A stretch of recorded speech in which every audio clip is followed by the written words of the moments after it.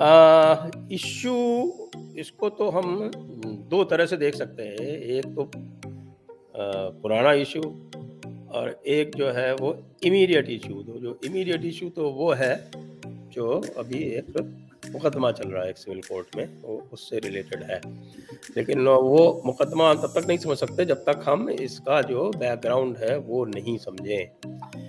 तो वो बैकग्राउंड समझने के लिए सबसे पहले हम ये देखें कि ये जो स्थान है, यानी जो काशी जिसको कहते हैं, जो वाराणसी कहलाता है। वाराणसी इसलिए कि देखिए, इसको भी समझना चाहिए कि ये जो पूरा जो एरिया है वो तो है वाराणसी, यानी कि the greater town, the greater city is Varanasi.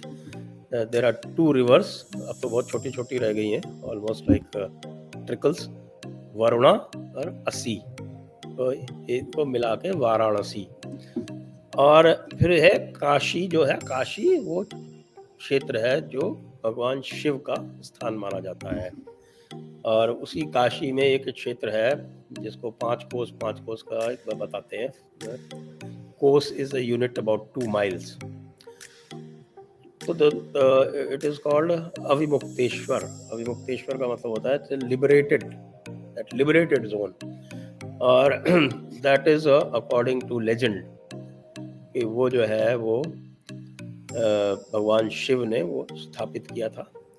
कि वैसे वो कैलाश पर्वत पर रहते थे, तो कैलाश पर्वत पर जब पार्वती जी थी, पार्वती मैया को बहुत वहाँ सुनसान लगा, तो उन्होंने कहा कि हमें कुछ दिनों के लिए कहीं और चलना चाहिए। तो भगवान शिव यहाँ काशी में आए और काशी में उनका एक स्थान है। तो इसके साथ में जो लेजेंड ये है कि काशी में यदि किसी की मृत्यु होती है तो वो सीधे मोक्ष प्राप्ति उसको होती है। अब मोक्ष का कॉन्सेप्ट जो है वो समझने के लिए फिर आपको टाइम कॉन्सेप्ट में जाना पड़ेगा, क्योंकि जो टाइम कॉन्सेप्ट है सनातन धर्म का, इट इज़ साइक्लिकल टाइम और इनफाइनाइट। और जो एब्राहमिक्स में, यानी कि आपके क्रिश्चियंस में, जूडाइज्म में और जो इस्लाम में जो टाइम का कॉन्सेप्ट है वो लीनियर है, फाइनाइट है। ये आपकी दुनिया एक वक्त में शुरू हुई और आखिरत के दिन ख़त्म हो जाएगी। सनातन धर्म में ये कभी ख़त्म नहीं होती, इट इज़ इटर्नल। सनातन का मतलब होता है इटर्नल। तो ये उससे संबंधित है ये काशी का। और जो मोक्ष का मतलब होता है कि you get out of that those endless cycles of births and deaths. आप उससे बाहर निकल जाते हैं, वो मुक्ति हो जाती है आपकी, उसी को मुक्ति होना कहते हैं। तो वो मुक्ति जो है उसी को मोक्ष कहते हैं। तो ये काशी का जो महात्म है हिंदू धर्म में, जो उसकी इम्पोर्टेंस है वो यहाँ से आती है। तो Kashi is one of the holiest places, इसको हम कह सकते हैं हिंदू धर्म के लिए, सनातन धर्म के लिए। तो ये तो काशी का महात्म्य है। फिर आप जानते हैं कि जब ये हमारे इन्वेडर्स आए भारत में, तो इनका शगल था, क्योंकि इनको जो है वो बुत परस्ती बहुत नागवार गुजरती थी, क्योंकि दिमाग तो ज़्यादा लगाते नहीं थे, उसके पीछे जाते नहीं थे कि भाई इसके पीछे क्या कॉन्सेप्ट है। कॉन्सेप्ट कॉन्सेप्ट से उनको मतलब नहीं था। तो मुल्ला मौलाना ने कह दिया कि ये तो बस ये जो है ये तो शिर्क है। तो आपकी ये किसी मूर्ति की पूजा कर रहा है तो वो अल्लाह का कॉम्पिटिटर है। एक तरफ कहते हो कि वो पत्थर है और दूसरी तरफ कहते हो कि वो पत्थर अल्लाह का कॉम्पिटिटर हो गया। ये कॉन्सेप्ट मेरा इन लोगों की भी जो है अक्ल समझ में नहीं आई। लेकिन अक्ल तो आप जानते हैं, मौलाना साजिद रशीदी वगैरह से आपका ताल्लुक है, तो कहाँ लगते हो तो ये कहते हैं कि जो हमने कहा उसको मानना है, नहीं मानोगे तो दोज़ख में जाओगे। मतलब आपको जो ज़्यादा परवाह है नहीं जन्नत दोज़ख की, तो आप भी परवाह नहीं, बाकी तो तो बिल्कुल। ये तो काशी का जो है जिसको हम बोलते हैं एंशिएंट, यानी जो प्राचीन जो इसका इतिहास है वो ये है। फिर ये कि जब ये आए सारे के सारे इन्वेडर्स, तो सबसे पहले जब यहाँ पर दिल्ली पर पहला कब्जा जो है ये इसने किया था आपके गौरी ने। तो गौरी फिर उसको अपने गुलाम को, उसको कुतुबुद्दीन ऐबक को छोड़ के आया था। तो कुतुबुद्दीन ऐबक ने इसके ऊपर सबसे पहला दावा किया था, सबसे पहली बार तोड़ा था यहाँ काशी के मंदिर को, और कुतुबुद्दीन ऐबक ने। तो दैट इज़ आई थिंक 1094 और समथिंग ऐसा कुछ, आई थिंक 1094। उसके बाद सेकंड टाइम जो है वो सिकंदर लोदी के टाइम पे बताते हैं। सिकंदर लोदी या जो एक जौनपुर का शार्की था उसने तोड़ा था। फिर उसके बाद फिर वो उसको रिबिल्ड किया गया। उसके बाद जो रिबिल्ड किया गया तो वो बहुत बड़ा एक मैग्निफिसेंट टेम्पल बनाया गया। फिर हमारे औरंगज़ेब साहब आ गए, तो उनको तो शौक ही था, आपको पता ही है। तो उन्होंने 9 अप्रैल 1669 को एक फरमान जारी किया। अच्छा, वो फरमान अवेलेबल है, वो फरमान मैं आपको भेज भी दूंगा, देखूंगा आपको, तो वो फरमान आप जब चलाइएगा तो लगा भी सकती हैं आप उसको। मेरे पास है वो कहीं पे, मैं उसको भेजूंगा आपको। तो उन्होंने 9 अप्रैल 1669 को ये फरमान जारी किया कि उनके इलाके में जितने भी मंदिर हैं वो सब तोड़ दिए जाएं। तो जितने भी उनके सूबेदार और जागीरदार और जितने भी उनके अंडर में थे, उनको प्रसन्न करने के लिए, उनको खुश करने के लिए जितने सारे तोड़ सकते थे उतने तोड़ना उन्होंने शुरू कर दिया। सितंबर में तोड़ा गया इसको, सितंबर में, बल्कि अगस्त सितंबर में तोड़ा गया काशी के मंदिर को 1669 में। जो मासिर आलमगीरी जो किताब है, जो साकी मुस्ताद खान की लिखी हुई है, जो उन्हीं के वक्त का जो इतिहासकार था, हिस्टोरियन, तो उसने ये कहा कि 2 सितंबर को दरबार में ये खबर आई कि जो काशी का जो मंदिर था, जो कुफ्र का एक बड़ा एक स्थान था, उसको तोड़ दिया गया है। तो Aurangzeb was informed on the 2 सितंबर, तो वी कैन टेक इट कि भाई अगस्त में किसी टाइम पे इसको तोड़ दिया गया। तो ये सब रिकॉर्डेड है। ये मासिर आलमगीरी, मैं आपको कोट कर रहा हूँ, मासिर आलमगीरी, काफी मुस्ताद खान। फिर उसी साल के रमज़ान में, जो कि जनवरी 1670 में, फिर उन्होंने मथुरा का टेम्पल तोड़ा, जिसको डेरा केशव देव कहते थे, केशव देव मंदिर का। और इसी तरह से फिर तो वो पूरे के वो हमारे बीकानेर के आर्काइव्स में, जयपुर के जो आर्काइव्स हैं, जो राजपूताना के तरह तरह के जो आर्काइव्स हैं, उसमें सब में ये ढेरों फरमान वगैरह रखे हुए हैं। उनका जो बेटा था औरंगज़ेब का, अकबर, उसकी चिट्ठी जो है वो मैंने खुद देखी हुई है। और इनमें सब में उसके जो ज़्यादतियाँ थी वो सब बिल्कुल क्रॉनिकल्ड है। तो इसमें कहीं कोई शक नहीं कि ये तोड़ा तो औरंगज़ेब नहीं था। अब औरंगज़ेब के तोड़े जाने के बाद में फिर ये जब मराठों ने मुगलों को हरा दिया और इसके ऊपर कब्जा कर लिया पूरे इसके ऊपर, तो उस वक्त पे एक पेशवा थे, नाम नहीं याद आ रहा मुझे, शायद माधव राव थे। तो वो 1757 या उसके आसपास की बात है ये उस वक्त पे उन्होंने यहाँ चढ़ाई की थी, 1756 की बात है। तब वो इस मस्जिद को तोड़ने के लिए आए थे, लेकिन वहाँ पर अवध के नवाब ने किसी तरह से उनके हाथ पैर जोड़ के और बाकी जो उनके फेवर के लोग थे बनारस में, उनसे बातचीत करा के उनको किसी तरह से एक बार तो रोक दिया। अदरवाइज जैसे उन्होंने मथुरा में जो था मंदिर, वो मस्जिद जो थी उसको तोड़ दिया था, मतलब मस्जिद को तोड़ के पूरा एरिया रिक्लेम कर लिया था। इसलिए भी मथुरा का भी अभी चल रहा है कोर्ट में, वो आएगा, वो that is on a different footing, तो उसकी जो फुटिंग है वो बिल्कुल अलग है। वो टाइटल जो है के पास कभी नहीं था, और एक फर्जी टाइटल बनाया गया 67 में, यानी कि इंडिपेंडेंस के बाद, उसके ज़रिए मथुरा वाला जो है वो जो बनी है वहाँ पे, वो उसके ज़रिए। तो ये हुआ 1756 में। फिर आपके उसके बाद फिर रानी अहिल्याबाई होलकर जो थी,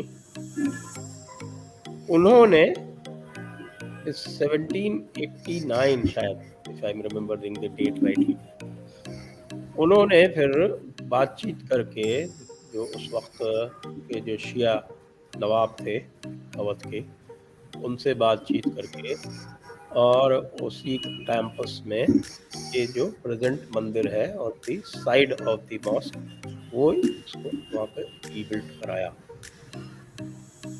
लेकिन जो मूल जो वहाँ का जो शिवलिंग जिसको कहते हैं, और तो शिवलिंग जो है ये मूर्तियाँ भी 2 प्रकार की होती हैं। एक तो वो होती हैं जिसमें आप पहले आप उसको बनाते हैं मूर्ति को, फिर उसमें आप इन्वोकेशन करते हैं उस डेटी का, कि आप जिसको प्राण प्रतिष्ठा कहते हैं, that's infusion of life in that murti. तो वो एक पूरा संस्कार होता है। तो उसमें इन्वोकेशन किया जाता है डेटी का। Deity is invited to come and reside in that murti. और दूसरी प्रकार की होती है जो स्वयंभू होते हैं, जो स्वयं प्रकट होते हैं। तो जो शिवलिंग जो है, जो काशी वाला है, वो स्वयंभू शिवलिंग माना जाता है। That it emerged out of by itself in that area. तो जब ये 1669 में जब इसको डिस्ट्रॉय किया गया था, तो ये वहाँ की ये श्रुति है, यानी this is what is called legend है वहाँ का एक बहुत पुराना, कि जो वहाँ के जो पुजारी थे, वो शिवलिंग को लेके कुएं में कूद गए थे in order to save that Shivling. और आज जो है वो शिवलिंग डिस्कवर हुआ है टुडे 16 में। इसके पहले तो इसकी इमीडिएट कॉज ये थी कि ये लोग बहुत दिनों से कहते आ रहे थे। अच्छा, उसका एक और बहुत बड़ा एक प्रमाण जिसको बोलते हैं, प्रूफ जिसको बोलते हैं, एविडेंस जिसको बोलते हैं, वो ये है कि किसी भी शिव मंदिर में शिव जी की सवारी जो है वो नंदी एक बैल का नाम है नंदी। नंदी जो है वो नंदी महाराज बोलते हैं हम लोग। तो नंदी महाराज जो है वो शिव जी की सवारी। तो हर शिवलिंग में आपको नंदी जी मिलेंगे, और वो जो नंदी जी जो हैं वो जो है वो हमेशा शिवलिंग की तरफ होता है, शिवलिंग की तरफ देखते हैं। तो यहाँ पर एक बड़ी विचित्र बात दिखती थी कि जब भी कोई जाता था, मैं भी गया हूँ वहाँ पर, कि जो वर्तमान शिवलिंग है, तो जो नंदी जी बैठे हैं वहाँ पर, वो नंदी जी इस शिवलिंग की तरफ नहीं देख रहे, वो मस्जिद की तरफ देख रहे हैं। तो इसको लेके सब लोग कहते थे कि भाई शिवलिंग उधर है, नंदी जी उधर देख रहे हैं। और आज वो जो शिवलिंग, आज जो सर्वे वगैरह हुआ, उसमें आज वो जो शिवलिंग मिला है, वो बिल्कुल उसी जगह पे मिला जहाँ नंदी जी देख रहे हैं। अब इसमें जो अभी का जो प्रेजेंट मुकदमा है, वो प्रेजेंट मुकदमा ये है कि एक इसमें पहले तो 1991 में एक पिटीशन हुई, जिसमें ये कहा गया कि साहब ये हमारा मंदिर है, और आप ASI से सर्वे करा के, उसी तरह से जैसे अयोध्या में हुआ। अयोध्या में भी ये कहते थे कि साहब यहाँ कुछ नहीं है, यहाँ कुछ नहीं है, यहाँ कुछ नहीं है। बाद में ASI में सर्वे हुआ, तब पता चला नीचे मंदिर। और उसी से सारा का सारा केस पलट गया, और उसी की वजह से फिर वहाँ पे ये डिसीजन हुआ कि ये स्थान जो है ये हिंदुओं को जाएगा। इसी तरह से यहाँ पे भी एक 1991 में पिटीशन लगी कि साहब ये आप इसका भी सर्वे कराइए, इसको ASI से आर्कियोलॉजिकल सर्वे ऑफ इंडिया से इसका सर्वे कराइए। फिर 1991 में जब ये अयोध्या वाला केस चल रहा था, तो एक हमारे यहाँ एक एक्ट आ गया, it's called places of worship special provisions act 1991। उसमें ये कहा गया कि किसी भी पूजा के स्थान की स्थिति वही रहेगी जो 15 अगस्त 1947 को थी। तो उसके वजह से वो जो सूट था 1991 वाला, वो रुक गया, उसके ऊपर स्टे चल गया। बहुत समय तक उस पर स्टे चलता रहा। फिर स्टे चला तो फिर एक बार स्टे जो है सारे के सारे हट गए, तो फिर उसके ऊपर फिर जो नीचे जो सूट था वो वापस रिवाइव हुआ। उस रिवाइव हुए सूट में फिर जब इश्यूज वगैरह बनाने का वक्त आया, उसके बाद फिर उसमें सर्वे ऑर्डर हो गया, फिर उसके खिलाफ जो है ये चले गए ऊपर। अब जो लेटेस्ट हुआ ये कि अब ये यहाँ पे भी 1992 तक आपने पता नहीं वो उसकी जो पिक्चर्स हैं वो देखी हैं कि नहीं देखी हैं? सर कुछ पिक्चर्स देखी है मैंने, कुछ तो थोड़ी सी पिक्चर्स। तो आप देखेंगे तो आपको साफ दिख रहा है कि वो मंदिर की इमारत पर खड़ी हुई है। तो उसकी जो वेस्टर्न वॉल है, जो आपको पिक्चर्स आप देखती हैं जहाँ पे वो पूरी वॉल दिखती है, वो उसकी वेस्टर्न वॉल है। और उस वेस्टर्न वॉल में अभी भी कुछ डेटीज थी जिनकी पूजा 1992 तक हो रही थी। 1992 में अचानक उसको बंद कर दिया गया, और फिर वो साल में एक बार परमिट की जाती है। उसको श्रृंगार गौरी बोलते हैं। गौरी मतलब पार्वती जी का एक रूप है। पार्वती जी मतलब आपकी भगवान शिव की अर्धांगिनी, तो पत्नी। तो श्रृंगार गौरी की पूजा हो रही थी साल में एक बार, जो चौथा दिन होता है नवरात्रि का, उस दिन। ये बिल्कुल, ये जो आप देख रहे हैं ये इसकी वेस्टर्न वॉल है, ठीक। और इसी में एक जगह पे वो श्रृंगार गौरी श्राइन है इसी वॉल में। तो उसकी जो पूजा हो रही थी, तब उन्होंने ये पिटिशन डाली कि साहब ये श्रृंगार गौरी की पूजा जो रोकी गई है, ये कैसे रोकी गई, वो आदेश बताइए हमको, वो किस ऑर्डर से रोक दी गई। अच्छा, वो जो रोकी गई थी वो पूरी तरह से जबरदस्ती रोकी गई थी, उसका कोई ऑर्डर नहीं था, बस ये कहा कि रोक दी, कोई ऑर्डर नहीं। तो ये किस ऑर्डर से रोकी गई ये बताइए। फिर क्या कि ये श्रृंगार गौरी का ये जो बाहरी रूप है, इसकी जो मूल प्रतिमा है वो इसके अंदर है, और हमें श्रृंगार गौरी की पूर्ण पूजा करने की अनुमति दी जाए। तो उन्होंने जो उसकी जो बाकी जो पूजा रोकी थी वो तो चालू कर दी उन्होंने तुरंत, क्योंकि किसी ऑर्डर से रोकी नहीं थी, तो बिना किसी ऑर्डर के चालू भी होगी। सही। तो वो श्रृंगार गौरी की तो वो शुरू हो गई, लेकिन उसके साथ में जो उन्होंने कहा, मैं आपको वो प्लेन पढ़ के सुनाता हूँ, जो सिविल सूट है, सिविल सूट की जो प्रेयर्स है वो मैं पढ़ूंगा तो उससे बिल्कुल स्पष्ट हो जाएगा कि वो सिविल सूट अभी जिसके ऊपर सारा झगड़ा चल रहा है, जिसके ऊपर ये सर्वे हो रहा है, वो क्या था। वो सिविल सूट कहता है, ये इंग्लिश में है prayer, wherefore plaintiffs pray that the honourable court may be pleased to grant following reliefs. A.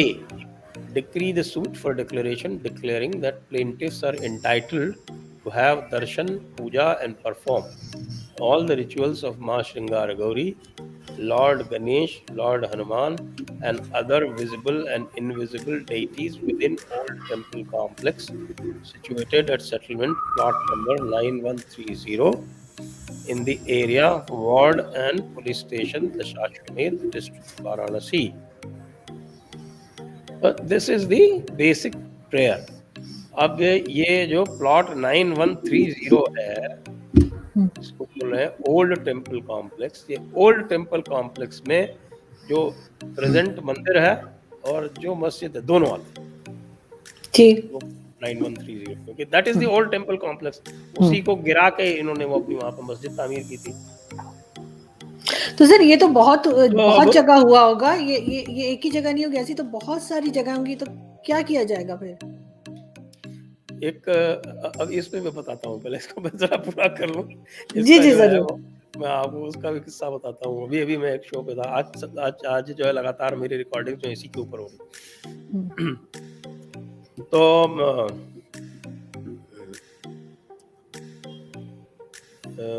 तो इस पे ये कहा कि साहब की ये एस्टैब्लिश करने की, फिर उन्होंने एप्लीकेशंस डाली जो सिविल प्रोसीजर कोड में, सिविल प्रोसीजर कोड हमारा आपका कॉमन है, वही है जो पाकिस्तान जो ब्रिटिश दे गए थे 1908 वाला, वही चल रहा है हमारे यहाँ, वही चल रहा है आपके यहाँ। तो उसमें जो प्रोसीजर है उसमें उन्होंने एक एप्लीकेशन डाली, जो एप्लीकेशन होती है कि सर्वे के लिए टू इस्टेब्लिश एविडेंस, तो इस्टेब्लिश एविडेंस करने के लिए उन्होंने उसके सर्वे की एप्लीकेशन डाली। तो उस सर्वे में ये कहा गया कि साहब ये हमें ये यहाँ से एविडेंस उठानी है, तो इसके लिए सर्वे की इजाज़त दी जाए। तो उन्होंने सर्वे के लिए कमिश्नर, एडवोकेट कमिश्नर अपॉइंट कर दिया, और एडवोकेट कमिश्नर करके उसको सर्वे की इजाज़त दे दी to gather evidence from the spot. Evidence gather करने के लिए उनको इसकी अनुमति मिल गई। फिर इसको जो मुस्लिम पक्ष था उसने चैलेंज किया हाई कोर्ट में जाके। हाई कोर्ट में उनका जो चैलेंज था वो खारिज हो गया। उसके बाद फिर ये वापस से इनका डिटेल्ड ऑर्डर आया कि भाई आप ये एडवोकेट कमिश्नर अपॉइंट होता है, 18 अप्रैल का ऑर्डर है वो, और अपॉइंट करके और उसको ऑथराइज कर दिया। फिर उसने जो है डेट दी आपके, क्या डेट दी, मेरे ख्याल से 7 या 8 की जो भी डेट थी उसने। पहली डेट पे इन्होंने हंगामा कर दिया। उस दिन जुमा था और इन्होंने जहाँ पर जुमे के दिन कोई 150 लोग आया करते थे पहले, नॉर्मल दिन में 2-4 लोग आते हैं, तो उस दिन जो है इन्होंने 2000 की भीड़ इकट्ठी कर ली। तो फिर 2000 की भीड़ इकट्ठी कर ली, सर्वे हो नहीं पाया। अगले दिन फिर इन्होंने कहा कि नहीं, हम आपको बैरिकेड के अंदर नहीं जाने देंगे, क्योंकि बैरिकेड जो है उसके अंदर सिर्फ मुसलमान जा सकते हैं। देखिए, सिर्फ मुसलमान जा सकते हैं। वो अलग बात है कि मुसलमानों ये लेडीज़ को अंदर नहीं जाने देते।